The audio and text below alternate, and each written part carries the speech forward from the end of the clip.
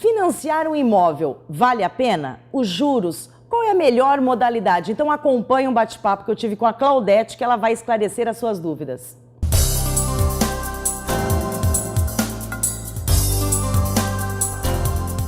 Hoje, na hora de comprar um imóvel, a maioria das pessoas fazem um financiamento. Mas você sabe que deve ter sempre um cuidado especial na hora de financiar. Por isso eu convidei novamente a Claudete Ivata para estar tirando as nossas dúvidas. Claudete, você como professora do curso de Negócios Imobiliários, o financiamento pode ter algumas complicações se não tomar um cuidado. Sim, sem dúvida, Cris. O financiamento ele mudou um pouco nos últimos anos, né? Nós sabemos que houve uma facilidade um pouco maior.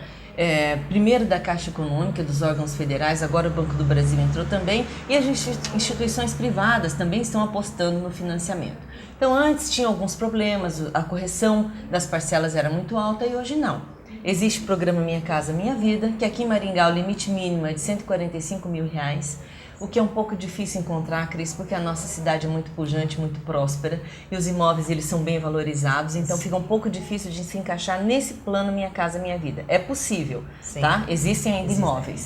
Sim. Uma demanda pequena de imóveis, né? Mas existe. Agora, a facilidade do financiamento, ela acabou saindo um pouco desse nicho de Minha Casa Minha Vida e atingindo as outras classes sociais, pela facilidade, pelos juros baixos, pelas condições favoráveis para o financiamento. Até hoje, uma casa num condomínio luxuoso, num prédio luxuoso, quer dizer, muitas pessoas acabam não compensando mais pagar à vista e fazem um financiamento. Exatamente, eles pagam uma parte, né, à vista, sim, e a outra parte vale muito a pena financiar. Sim. No caso, Claudete, você vendeu um imóvel para mim. Meu cadastro, né, vamos dar exemplo para especificar, vai para aprovação. Certo. Esse trâmite leva bastante tempo? Como que leva, Cris, leva. O que acontece? As instituições bancárias falam assim, olha, Cris, você tem crédito no banco, você tem crédito aprovado com financiamento. Então você imagina que é só chegar e escolher a tua mercadoria. Mas existe a questão documental do imóvel, que precisa estar livre para o financiamento, e do proprietário. Tá? Por isso, na hora de você do cliente optar por fazer um financiamento, é preciso que ele preste bastante cuidado e escolha bem o imóvel, e escolha bem principalmente o corretor que vai auxiliá-lo, porque o corretor sabe que existem essas três situações que precisam ser analisadas. Uma é o cadastro do comprador, a outra o cadastro do vendedor e a outra a situação do próprio imóvel em relação há alguma implicação fiscal, pode ser questão de IPTU, averbação de construção, né? Porque às vezes a pessoa constrói o tal do puxadinho, Cris, e fala, mas isso é só um puxadinho. Só que para cômodo a mais vai passar. Isso, é uma ridícula. Só que para a prefeitura é preciso que haja uma planta, é preciso que se recolha o INSS, é preciso que haja o registro e a averbação no registro de imóveis dessa construção. Se não tiver esse cuidado, Claudete, a gente pode falar que o imóvel dos sonhos pode se tornar um pesadelo. Nossa, sem dúvida, Cris, sem dúvida pelo seguinte, o que acontece? Hoje o processo do financiamento ele é um pouco mais lento,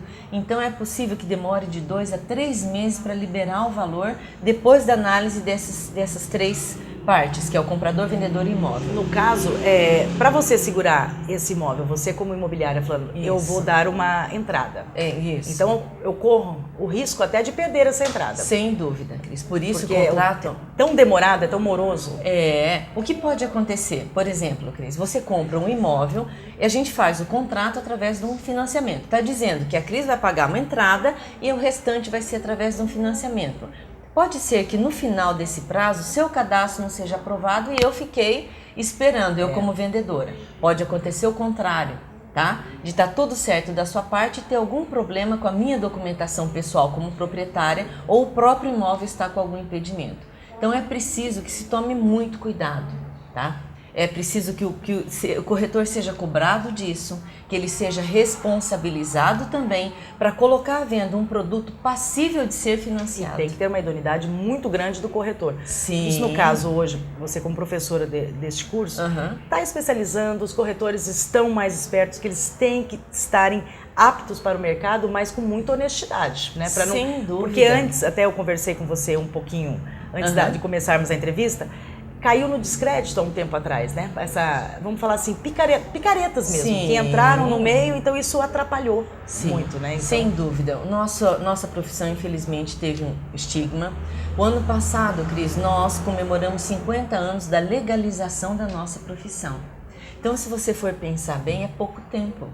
Né, que a profissão está legalizada e nós temos os nossos direitos assegurados, mas acima de tudo os nossos deveres instituídos. Sim. Então é preciso que o corretor seja cobrado sim das suas obrigações, é preciso que ele se qualifique, porque olha a situação de um dano moral para uma pessoa que tem economia a vida inteira, enfim consegue através de um plano Minha Casa Minha Vida ou qualquer um outro tipo de financiamento adquirir a casa própria e por irresponsabilidade, por desqualificação do profissional, ele passa a ter um dano material e, acima de tudo, moral, porque a expectativa da casa própria vai por água abaixo. Ele acaba perdendo até o dinheiro investindo e não mudando para a casa dos sonhos. Sim, exatamente. Claudete, obrigada pela sua presença mais uma vez e eu já deixo o convite que eu estou gostando dessa nossa que conversa aqui, semanalmente você tirando as dúvidas. Ok, estou à sua disposição e eu que agradeço, Cris. Obrigada.